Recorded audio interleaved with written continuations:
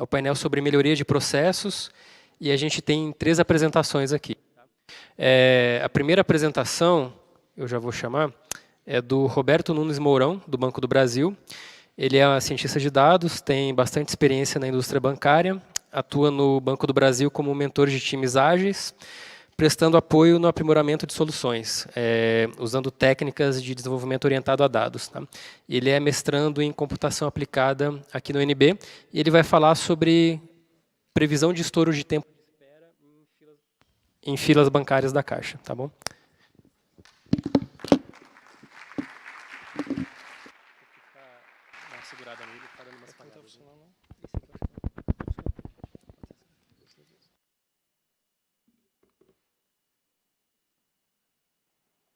Boa tarde a todos. É uma unanimidade, né? Todo mundo gosta de ir ao banco. Vocês, quem é casado aqui, imediatamente vai se identificar com aquela cena. De manhã, casal, aquela propaganda de margarina, tudo bonitinho, né? E o casal ali tomando café da manhã. De repente o marido fala para a esposa: querida, esqueci de te falar, hoje vai ser um dia maravilhoso, eu vou ao banco. E a esposa fala para ele assim: nossa, você só me avisou agora. Não, não tem jeito, eu vou com você. Não vai ter jeito, eu vou com você para o banco. Então, assim, ir ao banco é maravilhoso, né? Eu acredito que o que é ruim mesmo é esperar, que também é uma unanimidade, né? E aí tem gente que faz de todo jeito, né, para esperar na fila. Né? Fica olhando no relógio, fica lendo os números do boleto, tentando decorar aquele código de barra, fica contando dinheiro. E agora que tem o WhatsApp, tem smartphone, é muito melhor, né? Você fica ali zapeando. Mas quando eu entrei no Banco do Brasil há 15 anos atrás, não tinha nada disso, né? Então o pessoal ficava lá, cada um tentando resolver a ansiedade de resolver seus problemas, né, do jeito que desse lá na fila. E eu lembro especificamente de uma senhora que era servidora aposentada lá do TJ, a agência era próxima ao TJDF, né, que o jeito dela passar o tempo, matar o tempo de espera lá na fila, era cantando aquela música Oração pela Família, do Padre Zezinho. Soprano, voz maravilhosa. E a música, então, a canção, ela é tocante, ela é emocionante, ela é inspiradora. Por sinal, algumas das minhas metas familiares foram tiradas de lá. Ela é inspiradora, até a 3ª repetição, né? Então, pensando nisso, nessas situações, eu comecei a meditar sobre o problema de espera em fila, né? E o banco também, né, os bancos foram desenvolvendo estratégias para o cliente se sentir mais confortável, porque ir ao banco é maravilhoso, mas esperar na fila não é não. Então, dentre as alternativas, nasceu primeiro os terminais de autoatendimento, né? E, por último, depois de vários outros tipos, né, tinha internet banking pela internet, nasceram os aplicativos ali pelo celular. Né? Mas tem hora que não tem jeito, você tem que ir no banco. E aí, o inevitável acontece, você vai ter que esperar numa fila. E os estados e municípios, no objetivo de tentar reduzir esse problema da espera, eles criaram leis de fila, que determinam aos bancos e outras instituições que atendem público que se espere o menos possível. Então, eles dão minutos específicos e dão multas aos bancos e algumas das sanções determinam que o banco ou a instituição feche, suspenda suas atividades por um determinado período. E isso não é nada bom. E o Banco do Brasil, ele já antes disso, já pelo tamanho dele, pela quantidade de clientes, tinha desenvolvido um sistema de controle de filas, que eu tive a felicidade de trabalhar com a equipe de lá, que, por sinal, é muito competente. E uma das características do controle de fila foi agregar essa preocupação com a lei de fila, porque tanto é ruim para o banco, quanto é ruim para o cliente. E um dos símbolos que existe desse sistema de lei de fila é que fica para cada atendente lá um tipo de um semáforo. E esse semáforo tem as 3 cores do semáforo de trânsito, e que verde significa que o próximo cliente a ser chamado ele está a menos de 20 minutos de estourar, né, o tempo de espera. Aliás, está a mais de 20 minutos. Ele está assim, longe de estourar o tempo de espera. Quando está amarelo, ele está a menos de 5 minutos de esperar o tempo de estourar o tempo de espera, né? E quando está vermelho, já estourou. Então, vendo que 5 minutos era um tempo muito exíguo para a gente disponibilizar para os gerentes poderem colocar um caixa a mais, um atendente a mais, para tentar resolver o problema da fila, pensei em utilizar a mineração de dados para prever o tempo de espera, né? Se aquele cliente, assim que ele chegasse na agência, qual era a chance dele estourar o tempo de espera, né? Aquele tempo da lei de fila. Porque aí, se eu der 30 minutos para o gerente, com certeza vai diminuir radicalmente os estouros no tempo de espera. Como é que a gente fez, então? Coletei os dados de agosto de 2016, e foram 23 dias úteis, e separei as filas com um atendente, com um caixa, né? Deu um total de 11.611 atendimentos.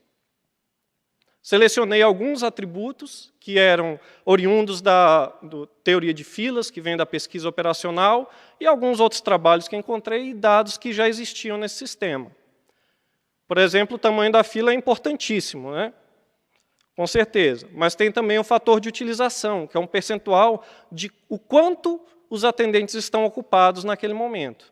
E 16 outros atributos, para determinar, assim que a pessoa tirasse a senha, qual era o percentual de chance dela estourar o tempo de espera.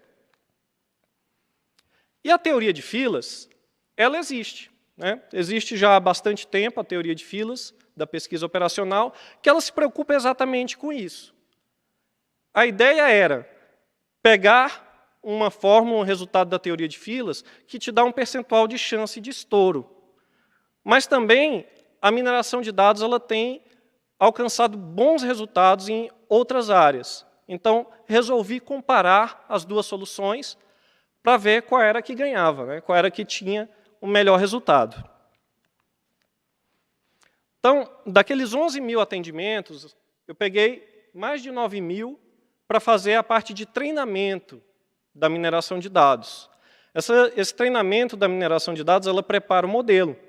Utilizei o Fivefold Cross Validation, que é a validação cross, que é uma forma de você melhorar e validar a qualidade dos algoritmos, dos modelos, e usei uma tecnologia também chamada Grid Search, que é a alteração de parâmetros dos algoritmos. Dentre os algoritmos que eu testei, tinha o do próprio da teoria de filas, tinha o Random Forest, que já foi citado aqui, regressão logística, Gradient Boosting Machine e Deep Learning. E houve também o teste, né? Depois que você prepara o modelo, você precisa testar para ver se o modelo ele tem boa qualidade. E o teste eu mirei, peguei 2.163 atendimentos, exatamente para testar a qualidade daqueles modelos que foram gerados. E como é que era testada a qualidade? A partir dessas duas métricas, a acurácia e o F1 Measure. A acurácia é importantíssima, porque ela vai te dizer o quanto você acertou do modelo. Mas um grande problema da acurácia é quando você tem uma classe rara, uma situação rara. Os estouros no atendimento, quando eu fui pesquisar para esse tipo de fila, eles eram raros, eles eram menos de 20%. Nesse trabalho específico, dava em torno de 13%. Então, se você tiver uma boa acurácia, pode ser que você esteja tendo só os resultados em que não tem estouro. E, na verdade, a gente queria era identificar quando é que tinha estouro, qual era a chance de estouro. Então, para isso, a gente utilizou também o F-Measure, que ele dá um equilíbrio entre os falsos negativos e os verdadeiros negativos. E os falsos positivos também. Então, ele faz um equilíbrio entre os falsos positivos e os falsos negativos. E o vencedor foi o GBM, o Gradient Boosting Machine, que ele é uma técnica de Ensemble Learning baseada em árvores de decisão. O GBM ele teve uma acurácia de 97%, sendo que, quando o modelo apontou que não era estouro, mas era de verdade, ele errou em 2%. E quando ele achou que era um estouro, mas não era, era 1%. Então, a acurácia dele estava muito boa já. E o F-measure foi em torno de 75%. Em comparação com o modelo tradicional de teoria de filas, a gente obteve 12% de F-measure, muito baixo em comparação a 75%, né? E teve 78% de acurácia, que foi esse acerto aí. Mas a gente logo percebeu que a estratégia de mineração de dados com o GBM ela era bem superior. Tá, mas o que falta? Fila tem de sal e de doce, tem de todo tipo que você pensar. Ela tem com um atendente, com vários atendentes, ela tem com prioridade, sem prioridade, a com prioridade pode ser preemptiva, não preemptiva, a quantidade de senhas pode ser limitada, e a gente precisa testar isso. E acontece que aquela equipe lá que eu falei do sistema de gerenciamento de filas, ela não fica me esperando, não. Eles ficam colocando sempre novidade lá. E eu tenho que correr atrás deles para tentar colocar as funcionalidades de mineração. Então, eles já desenvolveram mais, o sistema já evoluiu mais, já reduziu drasticamente a quantidade de estouros, mas a gente ainda não zerou. Porque o normal é sair mais cedo. Para você ir no banco e sair feliz, porque ir ao banco é uma coisa maravilhosa, né? Mas a gente também não quer ficar lá direto, né? A gente quer resolver o nosso problema e ir embora, né? E, acrescentando aqui, esse trabalho ele foi aceito numa conferência internacional da I3E esse ano. Como ninguém é de ferro, estou indo lá para Cancún em dezembro para apresentar o trabalho. Tá? E, se vocês quiserem mais informações, mais detalhes, podem entrar em contato comigo. Tá? O meu e-mail corporativo, robertonunesmourão@bb.com.br, e logo o trabalho vai estar disponível aí também para vocês poderem estudá-lo. Ok? Obrigado.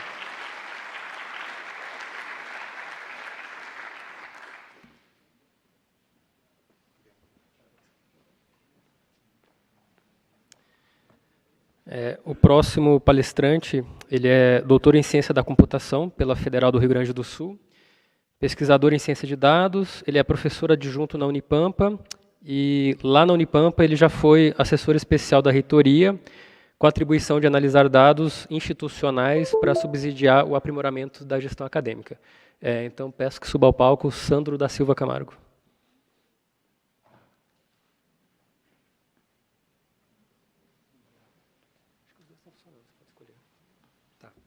Tem o LED aqui do... Não, acho que não precisa apontar. Acho que não precisa apontar, é só para frente e para trás. Tá bom?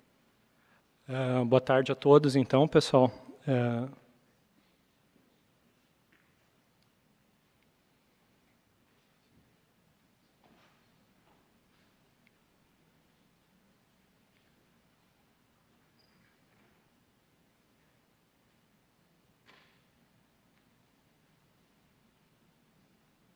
Tá, só tem que voltar para a primeira tela lá.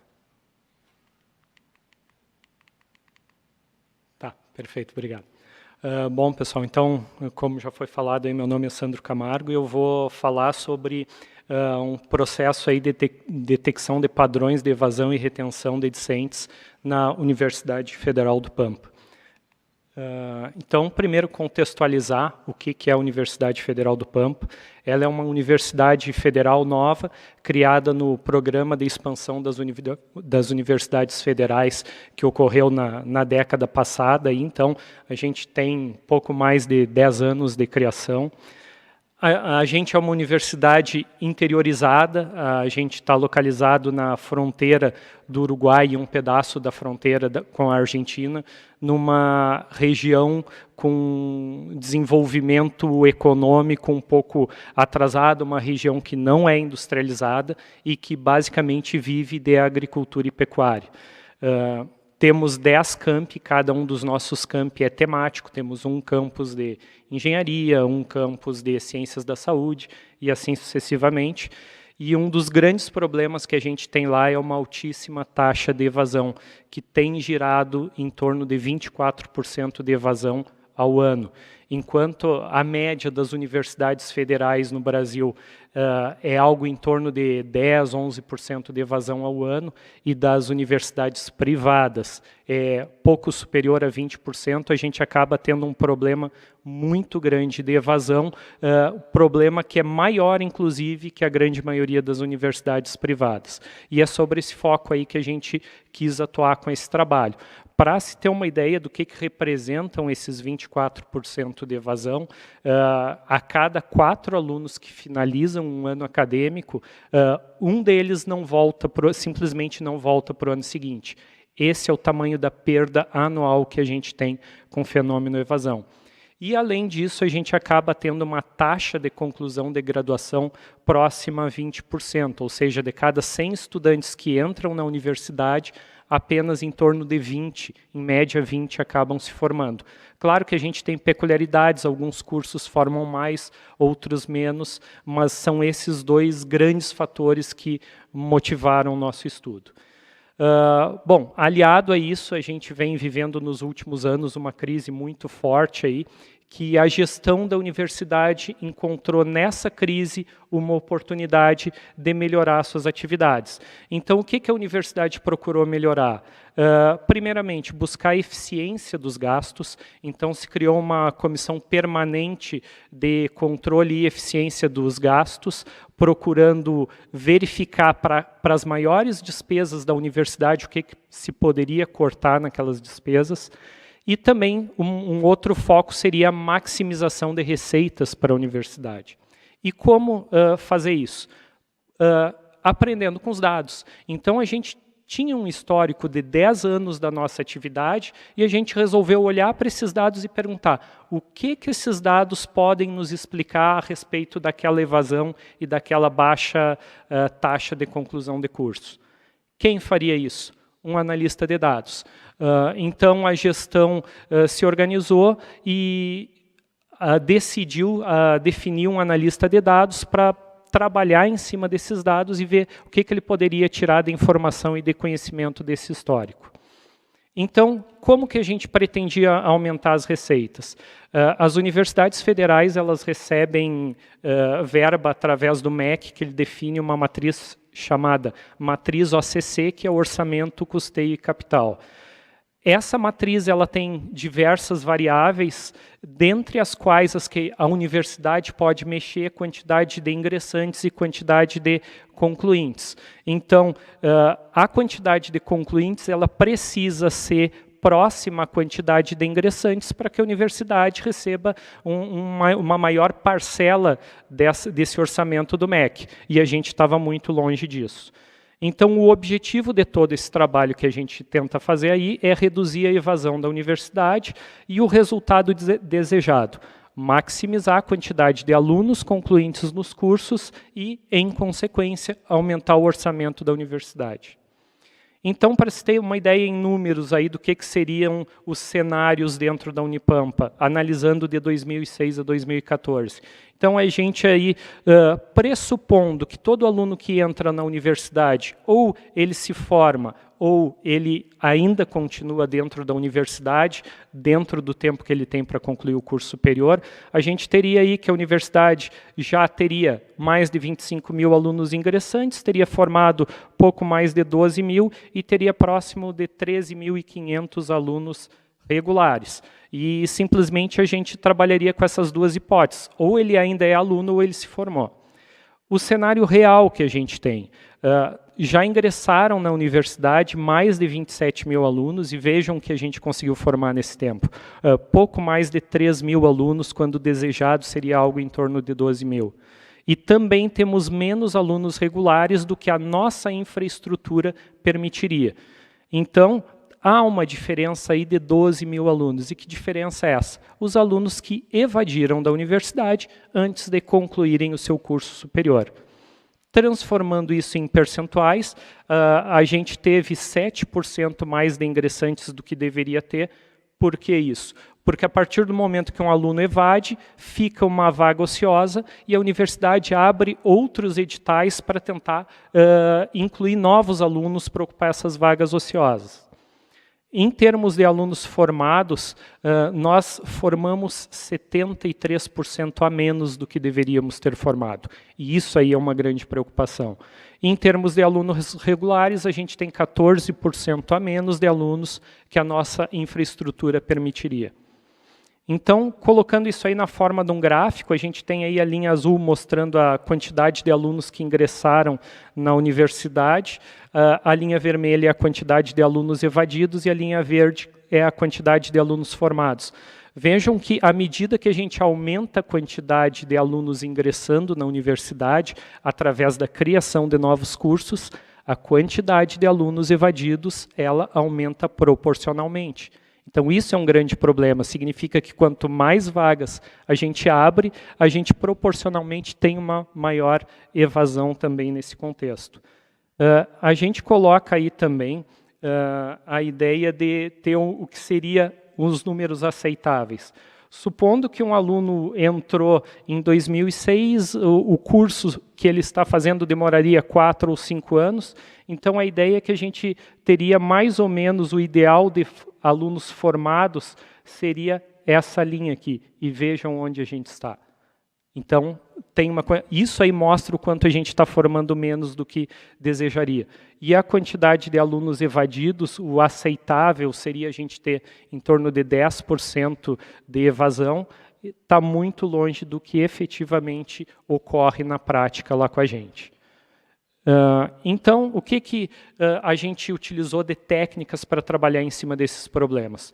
Utilizamos técnicas estatísticas básicas que são utilizadas no pré-processamento, tanto das atividades de mineração de dados quanto nas atividades de visualização de dados. Utilizamos mineração de dados propriamente dita, técnicas de clustering e de classificação, e técnicas de visualização de dados. Então, esse é o rol de técnicas que a gente utilizou nesse estudo. Ferramentas, o que a gente utilizou? Basicamente, a maior parte do projeto foi feito em cima da linguagem R.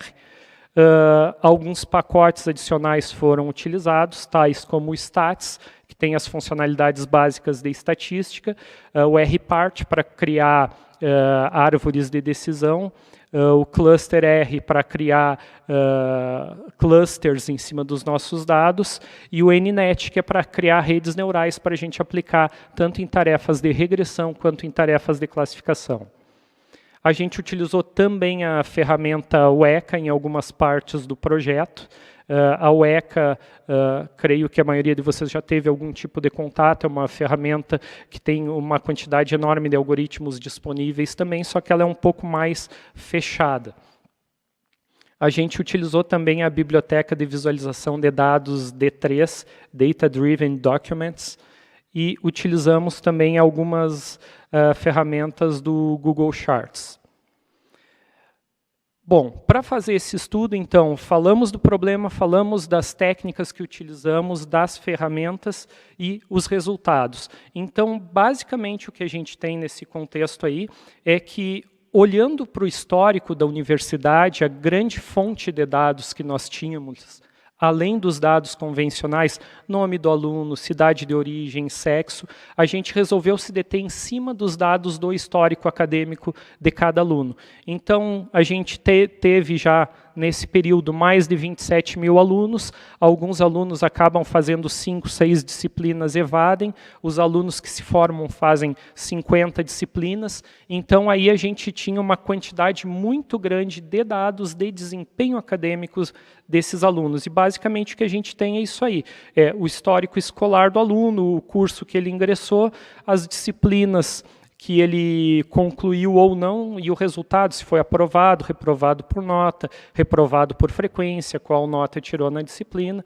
E aí a gente baseou o nosso estudo, então, além dos dados que o nosso sistema acadêmico tinha disponíveis, dados básicos de cadastro do aluno, em cima dos dados de histórico acadêmico do aluno.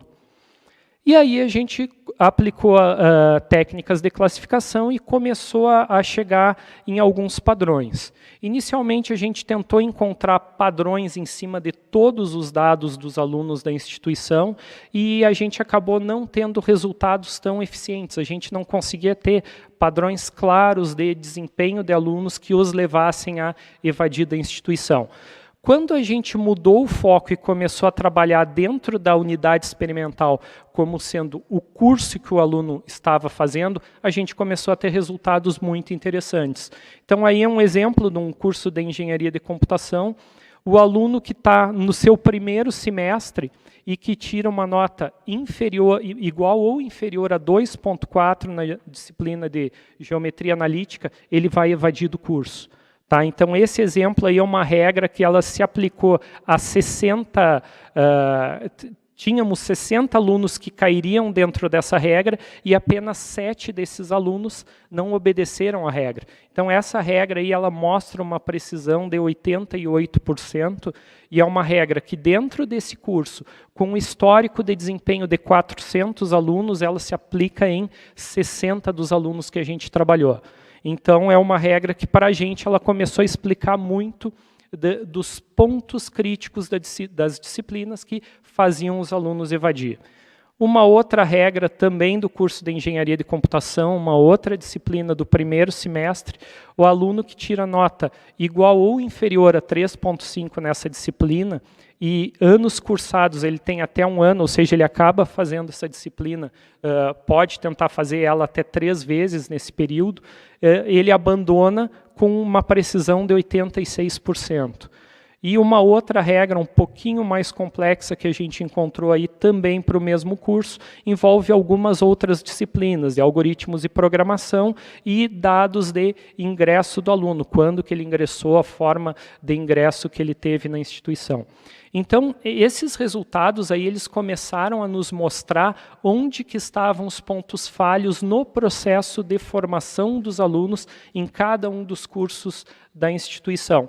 E isso aí nos fez, a partir dessas regras, levar as regras para os núcleos docentes estruturantes dos cursos para repensar os projetos políticos pedagógicos dos cursos para solucionar esses problemas.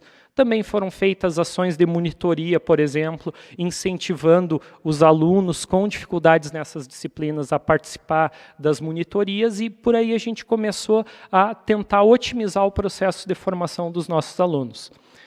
Alguns outros cursos que a gente também acabou aplicando essa abordagem aí, curso de engenharia de alimentos, por exemplo, a gente achou que alunos que tinham uma dificuldade maior na disciplina de química geral teórica, eles acabavam não concluindo o curso. Tá? E aí a gente tem um exemplo que teve, por um lado, uma precisão de 100%, por outro lado, ele se aplica a um número muito pequeno de alunos, um suporte, somente 12 alunos caíram nessa regra. Temos também uma outra regra para o curso de Engenharia de Produção, que é um dos cursos mais procurados da instituição e um dos cursos que tem menor evasão da instituição. Então, nesse caso aí, a regra já está um pouquinho mais complexa, porque justamente o ambiente nesse curso, para o aluno evadir, há uma complexidade maior, enquanto que em outros cursos, onde é mais fácil entrar por uma nota do Enem um pouco mais baixa, o aluno acaba também evadindo com uma certa facilidade e as regras são mais simples.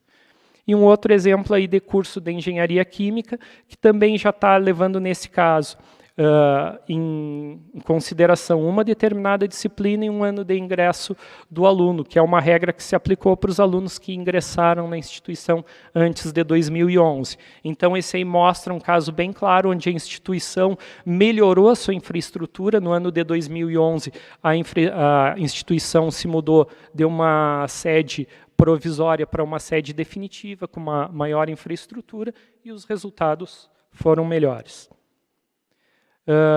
Também encontramos alguns padrões de retenção. Por exemplo, em Bagé nós achamos um aluno que reprovou 13 vezes na mesma disciplina.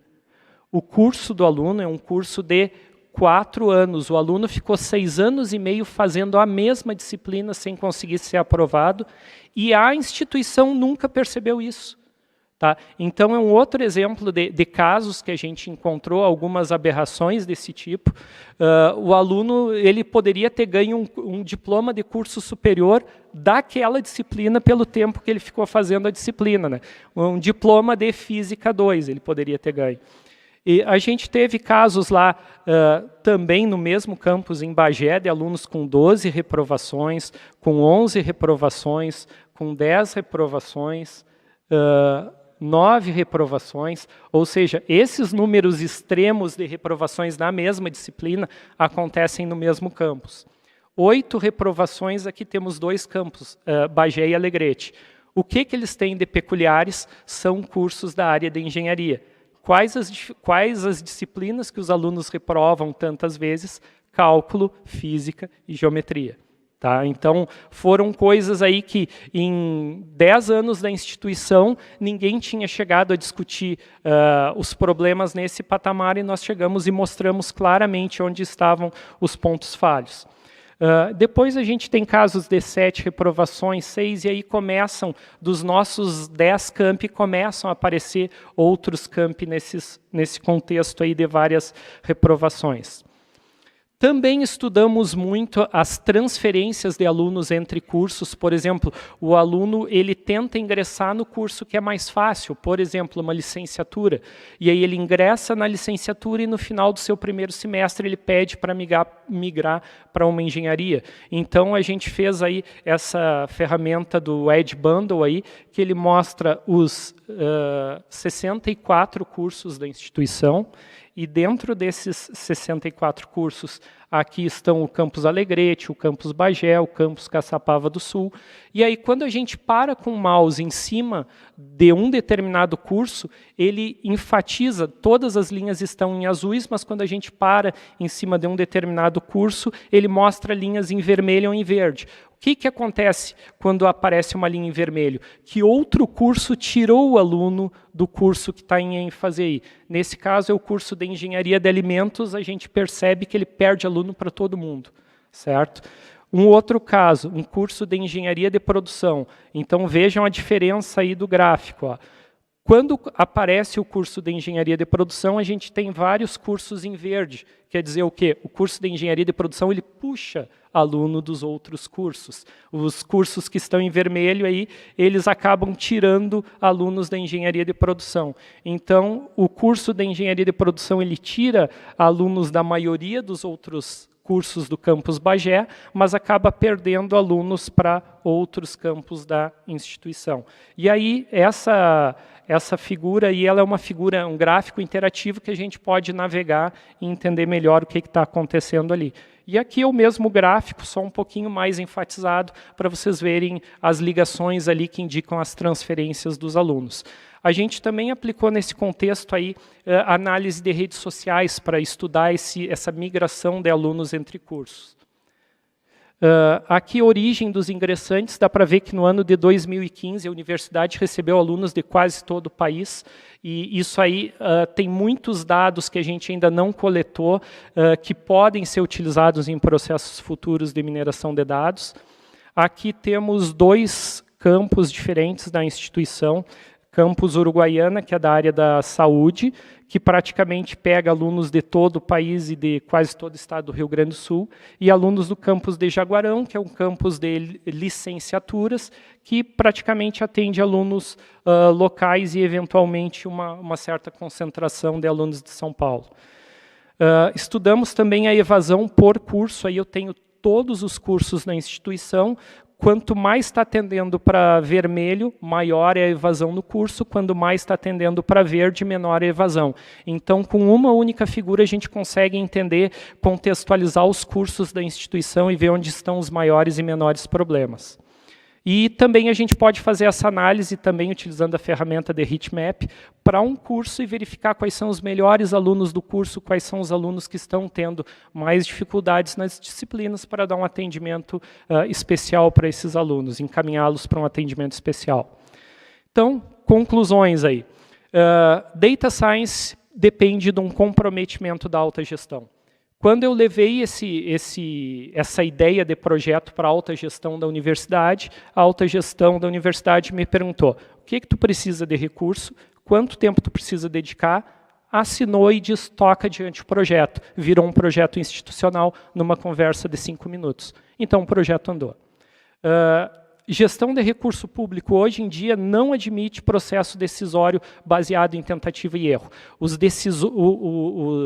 As equipes de gestão precisam olhar para os dados e entender como melhorar suas atividades.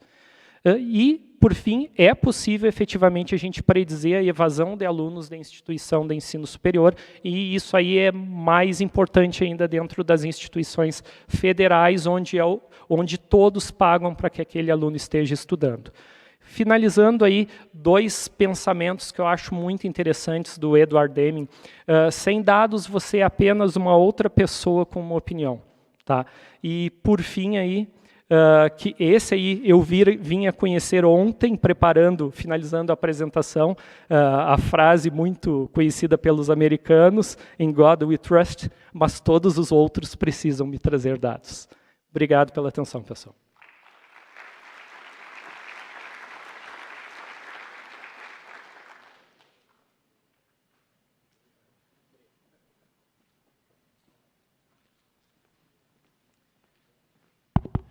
Eu queria chamar ao palco o Renato Vieira. Ele é doutorando no Departamento de Economia Aplicada da Universidade de Illinois. E ele vai falar sobre cotas e gratuidade no transporte público.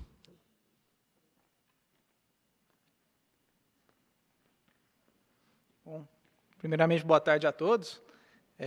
Queria primeiro agradecer ao pessoal da organização. Ele falou, meu nome é Renato Vieira. Eu sou aluno de doutorado na Universidade de Illinois. E eu vou apresentar 2 capítulos da minha tese, onde eu estou trabalhando com a análise de políticas públicas do Brasil, e em ambas eu estou usando dados públicos e abertos. Então, eu submeti meu trabalho aqui para o seminário, foi aceito. E, começando, para motivar cada um desses trabalhos, ele se originou a partir de 2 perguntas. O primeiro, que trata da gratuidade do transporte público, é um debate acadêmico que discute o seguinte: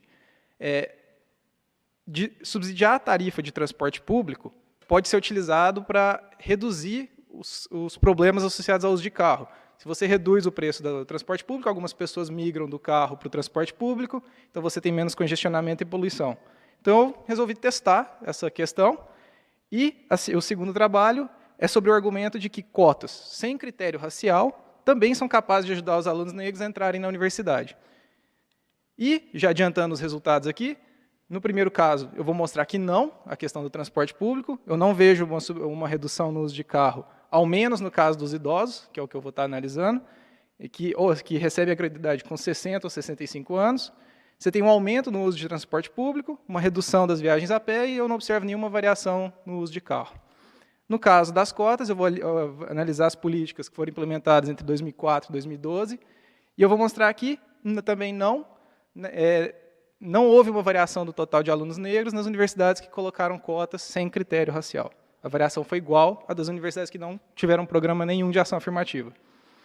E só para um adendo aqui à motivação, hoje, o Hélio Schwartzman, que é um colunista que eu gosto muito, estava comentando sobre o caso do aluno de medicina da FMG, que é um aluno branco, que entrou pelas cotas atuais, para negros. E ele argumentou o seguinte, peço até perdão pelo slide carregado, mas eu quis citar completamente a passagem, que é: um modo de contornar a encrenca é trocar o nebuloso critério racial pela mais mensurável renda familiar. Como a principal faceta do racismo brasileiro é a segregação econômica, privilegiar o acesso dos mais pobres implica beneficiar os negros. E o meu resultado mostra exatamente o contrário do argumento dele. Então, mas antes eu vou começar com o trabalho sobre a gratuidade para os idosos. A Constituição Federal garante o transporte gratuito em áreas urbanas para todas as pessoas com mais de 65 anos. Está na Constituição, não tem muito o que fazer, as cidades não podem alterar essa regra. E como funciona a gratuidade? Para quem nunca usou transporte público, o idoso ele pode chegar, mostrar um documento, o STF já julgou a validade disso, qualquer documento com a idade tem que ser aceito tanto pelo motorista ou cobrador e não precisa pagar a passagem. Além disso, nas principais metrópoles, existem esses cartões inteligentes que os idosos podem aplicar, então eles não precisam de documento, não precisam de nada, ele já passa na máquina coletora e entra de graça e é ilimitado o número de passagens. E daí, na minha parte mesmo, de análise dos dados, é como medir o impacto dessa política. Eu vou me valer das pesquisas de origem e destino, ou, em algumas cidades, chamadas de mobilidade urbana. São pesquisas domiciliares, de amostras relativamente grandes, 10, 40 mil residências em cada pesquisa, e, o mais importante, é que elas têm informações bastante detalhadas sobre o uso das viagens que as pessoas fazem num típico dia útil. Você tem qual modal foi utilizado, o motivo da viagem, que hora que a pessoa saiu, chegou, quanto tempo durou. Além disso, obviamente, como pesquisa domiciliar, você consegue coletar as características socioeconômicas das pessoas. Idade, sexo, renda, se tem carro, não tem, se trabalha ou não, é aposentado. E qual que é o maior problema dessas pesquisas? Elas, pela natureza local, elas são feitas por órgãos locais e são difusas. Apesar de muitas cidades fazerem essas pesquisas, os dados não estão sempre abertos ou fáceis de ser localizados.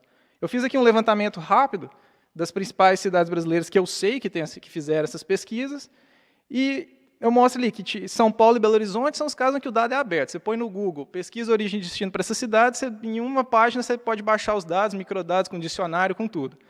Em roxo tem algumas ali que, por exemplo, Recife, o dado é aberto, mas foi conseguido por meio da lei de acesso à informação por alguém, e daí o sistema deles eu consigo acessar também. Mas daí não tem dicionário de dados, porque não foi incluído no pedido. Em Salvador também tem o site, mas você clica, não baixa. Em Curitiba eles prometem que vão liberar, mas está em andamento. E as demais cidades eu não consegui de jeito nenhum. Pode ser que está disponível, já vi pessoas que trabalharam com esses dados, mas eu, sozinho, não consigo acessá-los. Eu sei que existem outras cidades que fizeram, mas a lista ia ser grande aqui.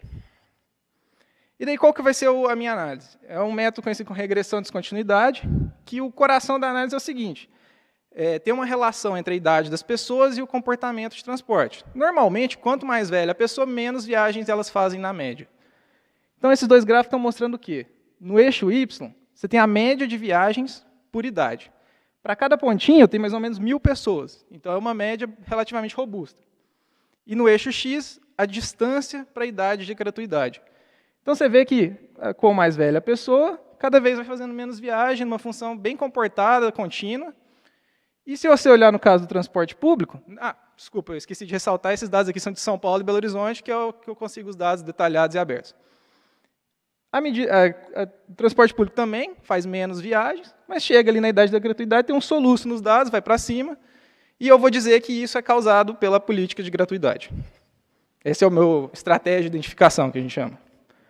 Se você olhar outros modais, o carro também vai decaindo, e não é tão claro por essa análise gráfica inicial se tem algum efeito ou não, mas parece que não.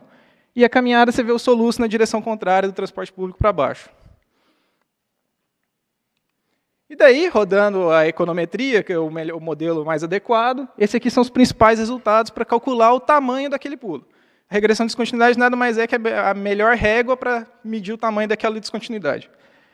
O que eu consigo ver nesses dados de Belo Horizonte e São Paulo é que você tem um aumento de mais ou menos 20% no uso de transporte público, das pessoas que têm direito à gratuidade, um efeito não significativo para carro em todos os modais e uma redução de mais ou menos 15% nas viagens a pé.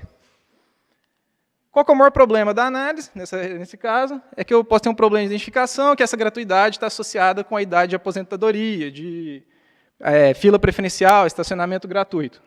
E daí eu me valio de uma diferença entre as políticas em São Paulo e Belo Horizonte, que em São Paulo existe uma regra, pelo menos na época dos dados, que as mulheres tinham direito à gratuidade aos 60 anos.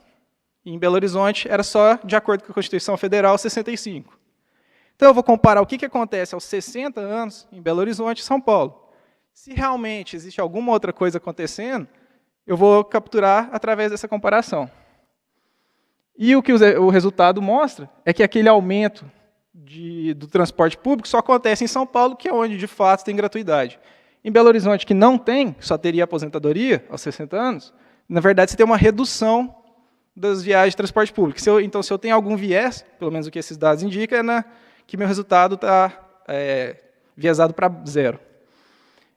Na questão das viagens a pé, é parecido os resultados. E uma coisa interessante é que a gratuidade em São Paulo só é válida para o ônibus. Não valia, pelo menos na época dos meus dados, para metrô e trem. E daí eu não observo, mesmo em São Paulo, nenhuma variação aos 60 anos no consumo de transporte de trilho. O que indica que realmente aquele pulo que eu disse que é causado pela política de gratuidade é realmente causado pela política de gratuidade, não por outra coisa que eu não observo. Então, a conclusão sobre esse primeiro trabalho é que a gratuidade da tarifa para os idosos realmente aumenta as viagens para o transporte público, reduz as viagens a pé, mas eu, pelo menos, não consegui observar nenhuma variação no uso de carro. E os resultados não estão associados a outras políticas que têm esse mesmo limite de idade da gratuidade para o transporte público. E o segundo trabalho, então, que é sobre as cotas universitárias, eu vou me valer do seguinte: antes da lei de cotas de 2012, cada universidade federal podia instituir sua própria política de ação afirmativa. E, em 2004, a UNB foi a primeira federal a instituir um programa, e, dali para frente, várias foram, ano a ano, introduzindo algum tipo de política. Nesse período, das 48 universidades federais que estão na minha base, eu tenho praticamente um terço que não tinham nenhum programa de cota ou de ação afirmativa, um terço que tinha cota só para alunos de escola pública, e um último, mais um pouco que um terço, que tinha cotas para alunos de escola pública e racial, ou no caso de 3, que, se não me engano, a UNB está inclusa ali, era exclusivamente racial, o sistema de cota deles. Então, eu vou me valer dessa variação de política que teve no período e tentar observar como que mudou o perfil do aluno selecionado em cada universidade. E daí, como que eu vou fazer isso? Eu vou usar os dados do ENAD, que quem não conhece, é um exame nacional dos alunos do ensino superior. Ele era obrigatório para os alunos de universidades federais. Então, por exemplo, um problema é que a USP, por exemplo, não faz parte do ENAD. Mas como eu estou me atendo às federais, eu não tenho esse problema de universidades que não queiram participar. E o mais legal é que entre 2004 e 2010, no ENAD também participava alunos do primeiro ano. Então, eu não tinha um problema, de repente, de evasão, ou eu conseguia pegar uma amostra bem legal dos alunos entrando em cada universidade. Isso é importante porque, antes de 2009, não existe nenhuma base unificada do perfil dos alunos. O censo universitário só começou a seguir no nível individual do aluno, pelo menos publicamente, a partir de 2009. Então, o ENAD possibilita uma base de dados aberta que eu consigo comparar essas universidades. O aluno que entra em cada uma. E o questionário socioeconômico, que o aluno preenche, inclui raça, renda familiar e tipo de ensino médio, que são as informações que eu estou preocupado. A análise também é bem simples, é uma das técnicas mais antigas de análise de dados, que é modelo de diferença em diferença. Eu tenho um grupo controle, que eu vou chamar, que são universidades que não têm nenhum programa de cotas. Um primeiro grupo de tratamento são aquelas que incluem bônus racial ou cota, e um terceiro grupo, que é também tratamento, que tem cota, mas sem critério racial. E daí eu vou acompanhar ao longo do tempo e ver como que mudou o perfil de aluno em cada um desses grupos. Só para mostrar a distribuição das universidades, você tem praticamente, por todo o território nacional, todos os tipos de universidade. Se você focar aqui em Minas, você vai ver, por exemplo, tem os 3 ali, onde tem mais federais. Então, não tem um problema de que os grupos não são muito parecidos. Eu faço outros testes de balança entre as universidades, não tem nada muito gritante entre os grupos. E os principais resultados estão aqui nesse gráfico. Primeiro ali, o primeiro grupo, eu vou mostrar a variação entre 2004 e 2010 do número de alunos negros. Nas universidades de grupo controle, teve um aumento significativo, de mais ou menos uns 3%, 2%, 3%. Naquelas que tinham cota sem critério racial, a variação foi idêntica. Já aquelas que tinham um critério racial, você vê esse aumento bem maior do número de alunos negros, pelo menos autodeclarados no ENAD. Nas escolas que tinham algum tipo de cota, sempre para aluno de escola pública, o efeito você vê nos dois grupos, o azul e o verde. Ambos os grupos aumentou, em ambos os grupos de universidade, aumentou o número de alunos de escola pública. No grupo controle, bem menos. Finalmente, com relação à renda, em todos os grupos não tem muita diferença, porque naquela época nenhum critério de ação afirmativa incluía a renda. Então, o que parece os estados indicarem é que uma política, pelo menos as que foram implementadas nessa época, sem um critério específico, não indiretamente ajuda um outro grupo. É o que esses dados indicam com essa análise. As conclusões são essas, então, mesmo, que eu acabei de falar. As universidades que adotaram a ação afirmativa aumentaram a proporção de alunos de escola pública, ambos os grupos de tratamento. O aumento do número de alunos negros só foi significativo onde tinha cota explícita para negro, e não houve diferença significativa entre qualquer grupo na questão da renda, apesar dos dados do ENAD ser bastante limitados nessa análise. Eu queria só deixar uns comentários finais, que eu, como representante da universidade, a existência de dado aberto é fundamental para o nosso trabalho de avaliação independente.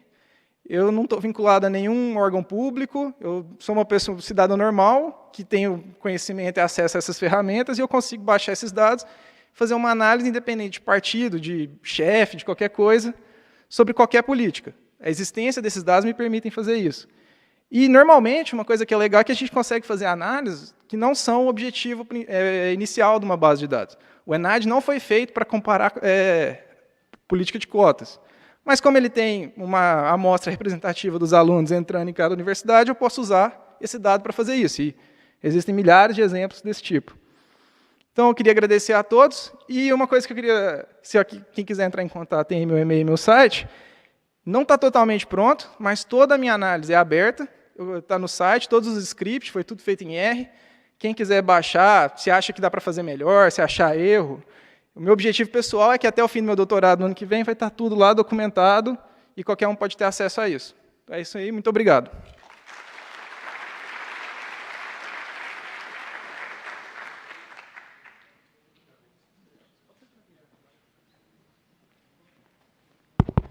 Eu queria pedir aos outros dois palestrantes que se juntassem a nós aqui no palco. E a gente vai ter 20 minutinhos para perguntas e respostas.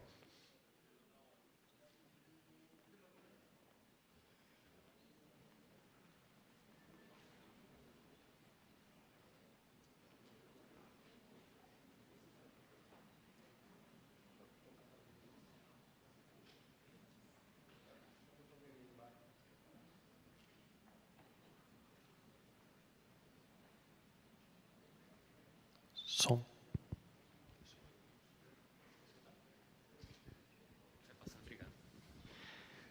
Eu queria começar, vou me valer aqui da minha prerrogativa de moderador para direcionar uma pergunta para o Sandro. Eu fiquei com a seguinte dúvida.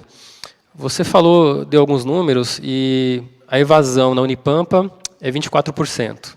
E, se não me engano, você mencionou que, em geral, nas outras universidades é 10%, alguma coisa nessa faixa, né?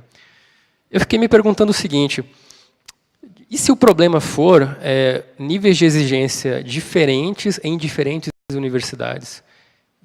Então, talvez, de algum modo, de repente, existe a possibilidade que não tem condições de...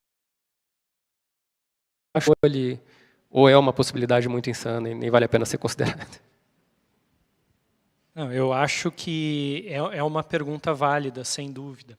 Mas uma realidade que a gente tem é que a nota de ingresso, geralmente na Unipampa, os alunos ingressam com uma nota do Enem menor que em outras universidades federais. Então, teoricamente, o aluno que ingressa numa Universidade Federal do Rio Grande do Sul, Universidade Federal do Rio de Janeiro, ele já tem uma nota de ingresso bem mais alta que o aluno que está na Unipampa.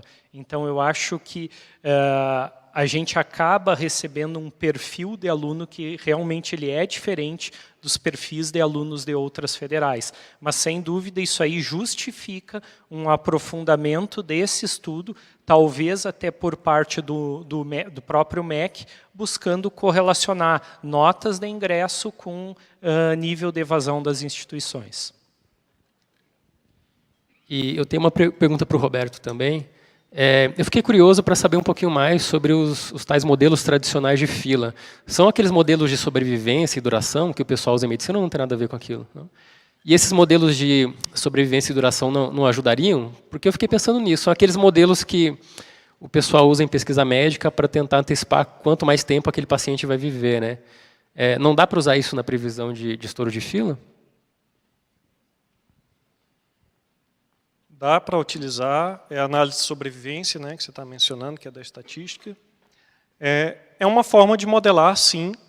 A teoria de filas, ela utiliza uma modelagem estatística diferente. Então, eles analisam, por exemplo, qual é a distribuição da taxa de chegada dos clientes na fila. Qual é a taxa de tempo, né, que, em média, ficam as pessoas no atendimento. E aí são criadas fórmulas de acordo com esse tipo de formatação de fila para poder fazer esse tipo de análise. Então, o modelo que tem da teoria de filas, ele foi utilizado para esse modelo específico, que tem um atendente, que o serviço é sempre muito parecido, e é uma probabilidade que você calcula lá e define se tem um percentual ou não. Mas sim, daria para utilizar a análise de sobrevivência, como dá para utilizar, por exemplo, a regressão logística, como também eu executei regressão logística. Então, as ferramentas de estatística, no geral, podem ser utilizadas. Obrigado. Eu tenho uma pergunta do Eric para o Roberto. Ele quer saber mais detalhes da solução com o GBM. Está em operação, tem reduzido os estouros de fila como esperado. Quão fácil é adaptar essa solução?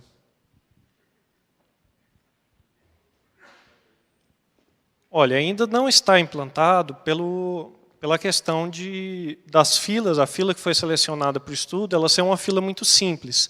A fila de um atendente, a fila de caixa. E a gente tem uma formatação muito mais complexa que foi desenvolvida organicamente durante o tempo, né, de existência desse sistema e que, na verdade, ela já tem causado muitas reduções. Mas a ideia, sim, é a gente acrescentar essa informação dentro em breve no sistema do banco para poder melhorar ainda mais, reduzir ainda mais a quantidade de estouros. E reforçando os estouros de atendimento, um percentual baixo, mas a gente quer erradicar, né? Então. Uma pergunta para o Sandro. O modelo de regras que foi construído traz variáveis de disciplina e de notas. Usou-se também variáveis de professor?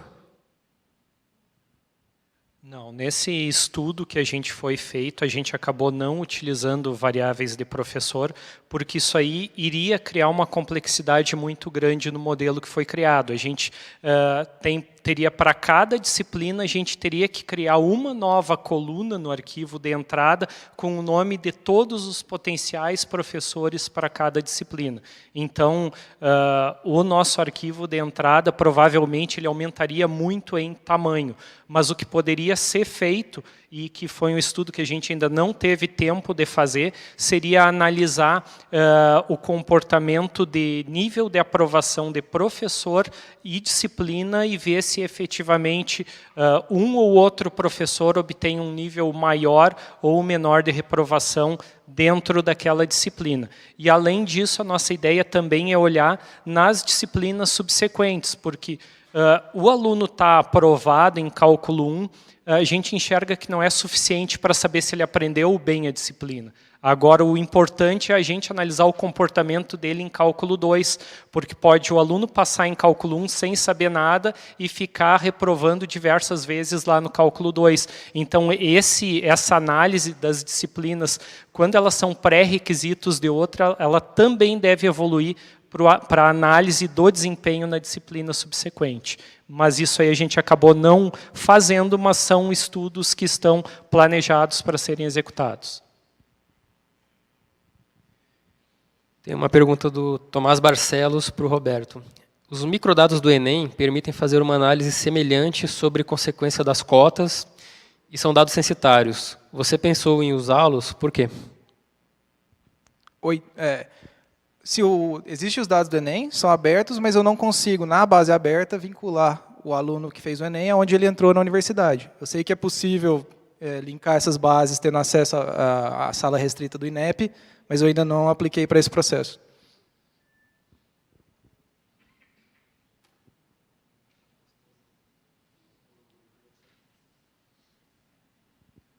Tá, tem uma pergunta do Bruno, acho que é para todos vocês. Quais os principais desafios enfrentados por cada um de vocês no desenvolvimento dos trabalhos apresentados? Bom, eu não vou responder no sentido da pergunta dele de desafios, porque a gente acabou, ao longo desses 2 últimos dias, discutindo muito isso. Eu vou tentar causar um pouco de inveja, porque assim, na minha situação, quando eu fui para a alta gestão da universidade, a alta gestão assinou embaixo de todos os estudos que eu quis fazer.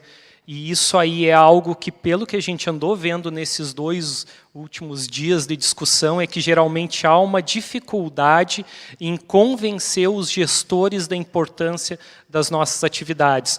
Então, eu gostaria de dizer que o que eu enxerguei como sendo dificuldade para a grande maioria foi algo que, para mim, foi muito tranquilo, felizmente. Costuma-se dizer na mineração de dados que 90% do esforço é na preparação de dados e os 10% são para a análise em si, a mineração em si. Quando a gente vai para o ambiente corporativo, que tem os dados sigilosos, eu diria que 90% é você conseguir acesso aos dados, 9% preparar e 1% fazer a mineração. Então, a dificuldade de você conseguir os dados, e é compreensível, claro, porque muitas vezes os dados são sigilosos, ela é enorme. E aí a gente precisa realmente fundamentar bastante, precisa correr atrás para explicar os benefícios, para conseguir ter a liberação dos dados.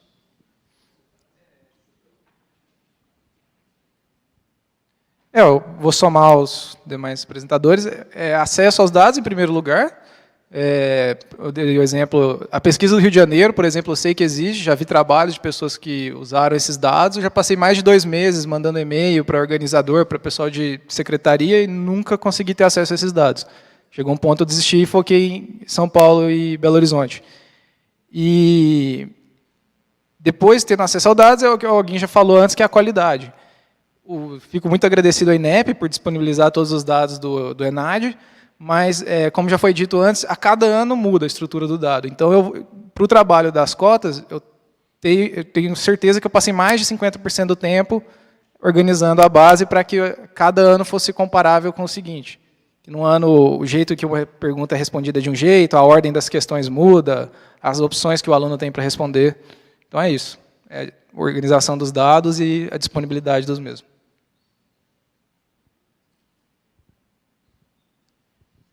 Tem uma pergunta do Ricardo para o Roberto. Quais os principais atributos que influenciaram a predição do modelo? Esse modelo de filas ele tinha uma característica especial que as filas eram divididas por tipo de serviço.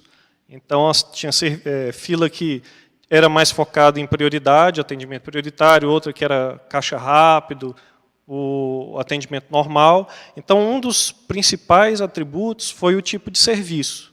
Apesar da gente colocar todas as filas ali naquele bolo para mineração de dados, o tipo da fila, com certeza, foi muito importante. O tamanho da fila também, claro. Mas outras variáveis que não eram diretamente claras, né, como, por exemplo, a quantidade de pessoas jurídicas que estavam na frente do cliente, né? E isso modifica muito, né? E esse tipo de percepção que você tem que ter, às vezes, conversando com um especialista, né? Algo que é muito importante na mineração de dados é a engenharia de atributos. Você precisa criar atributos, mas baseado em quê? Você tem que conversar com o especialista, porque o especialista do problema, no caso, conversar com o pessoal que atendia as filas, né, com os próprios desenvolvedores do sistema, para a gente ter alguma noção do que poderia ser importante. Se você trabalha na mineração de dados e você não tem um especialista para te ajudar, ou você não é um especialista, o seu trabalho vai levar muito mais tempo para você conseguir encontrar algum valor. Mas se você tiver ajuda, trabalhar junto ali com o especialista do problema, aí você tem um ganho exponencial. Pergunta para o Renato. A adoção de cota racial por uma universidade pode ter diferentes influências na variável raça declarada no ENAD? Sim, tem pesquisa do pessoal aqui da UNB que mostra que a probabilidade de um aluno com o mesmo tom de pele de se declarar negro aumenta depois que existe a introdução de cotas raciais. O maior problema é que isso não é considerado na minha análise, e uma desculpa que eu posso dar é que no ENAD o aluno não tem incentivo nenhum para mudar a opinião dele mesmo sobre a própria raça. Mas, de fato, esse é uma das limitações da minha análise. Não querendo misturar as duas palestras, mas eu não me lembro se você chegou a comentar se chegou a olhar a cota como um dos atributos preditivos ali do modelo.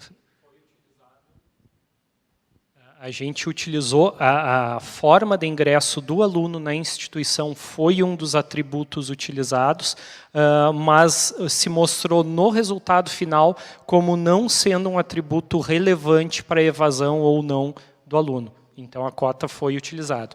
E também todo esse estudo que eu fiz aqui para toda a universidade, eu acabei aplicando ele também para os alunos ingressantes por cota, para tentar identificar aqueles alunos que ingressaram via cota, que dificuldades eles encontraram, em que disciplinas, em quais cursos houve migração de alunos. Isso, inclusive, eu apresentei num seminário internacional de cultura afro, que ocorreu lá na universidade também, no campus de Uruguaiana. E, basicamente, todo esse estudo aqui ele foi replicado com o filtro de ingressantes via cota. Mas, no contexto geral, a forma de ingresso via cota ou não, ela não gerou nenhum impacto nas regras que foram geradas. Eu tenho uma pergunta para você que talvez seja mais, não sei bem se está dentro do escopo aqui da sua palestra, talvez fuja um pouquinho. Até que ponto você acha que é o papel da universidade resolver esse problema de alunos que chegam lá e não dão conta de terminar o seu curso porque ele não sabe fatoração de polinômios, mas entrou numa engenharia e está tentando, se arrastando lá em cálculo 2. Até que ponto você acha viável que isso seja resolvido na universidade e que, de repente, você não acha que é o caso de a universidade devolver esse aluno para de onde ele veio e falar, olha, vocês resolvam aí esse problema de ensino de base, porque senão eu vou ter que criar uma versão, de repente, um fast track aqui, um cálculo mais fácil, um cálculo café com leite, para eu conseguir dar vazão a esses alunos para que eles não se evadam. Como é que se resolve na universidade esses problemas que eu imagino que são lá da base, são da 6ª, 7ª série? Bom, eu acho que essa pergunta aí talvez merecesse um dia inteiro de discussão. Ela é muito complexa, mas eu acho que a partir do momento que o aluno chegou na universidade, ele é um problema da universidade, e a universidade tem que fazer de tudo para que aquele aluno tenha sucesso. A universidade, de forma nenhuma, ela pode querer devolver aquele aluno ou excluir esse aluno do ensino superior porque ele não tem alguns conhecimentos básicos.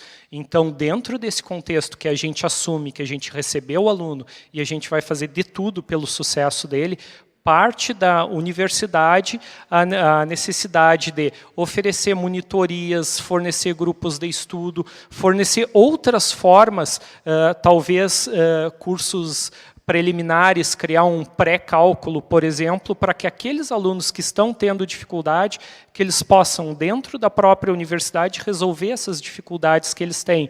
Muitas vezes isso pode não ser uma aula ministrada por um docente, mas pode ser um grupo de estudo, possivelmente, onde a gente pega alunos que estão concluindo seus cursos de licenciatura em matemática e vão auxiliar aqueles alunos que estão com dificuldade, que estão ingressando na instituição. Eu acho que, de forma nenhuma, a universidade ela pode se abster de tentar resolver esse problema. E a questão toda é como fazer isso. Eu acho que monitorias, cursos de nivelamento são ótimas alternativas para fazer isso aí. E, afinal, se a universidade chegar e disser esse aluno não é problema meu, eu simplesmente vou assumir que ele não vai se formar, a universidade vai ter um impacto financeiro pelo aluno que ela está perdendo. Então, para ela, eu acho que é a pior solução.